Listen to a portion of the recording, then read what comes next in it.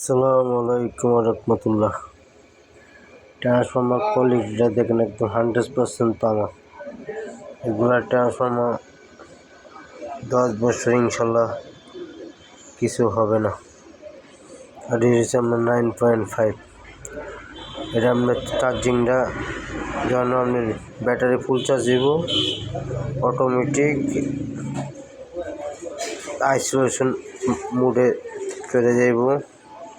Transformer আপনার of হয়ে যাব, কোনো আপনার ব্যাটারি লস, বিদ্যুৎ লস আপনার করব না। আর এটা এই যে কুলিং ফ্যানের লাইনটা যে আলাদা, এই যে ট্রান্সফর্মার থেকে দিয়ে দিছি। এই যে সার্কিটও আছে, সার্কিটে দিলাম না।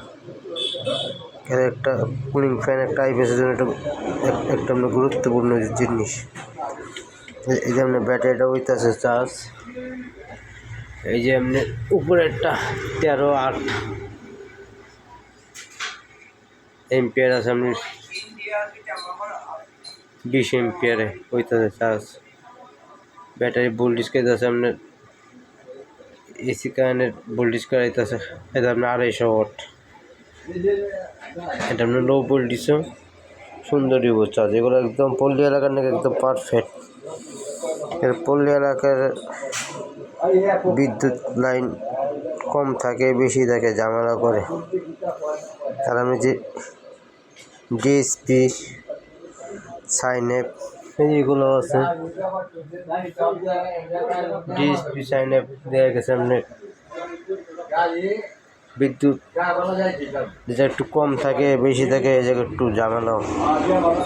এগুলো আমরা একদম লো ভোল্টেজ হাই ভোল্টেজে সুন্দর চলে। আর 4 স্টেজ চার্জিং আমার কাছে আছে। 4 স্টেজে হচ্ছে আপনার সময় নেই অনেক ব্যাটারি চার্জ করতে। পল্লী এলাকাতে আপনার অনেক লুজ সেটিং বেশি, এই কারণে এগুলো আইপিএস একদম পারফেক্ট।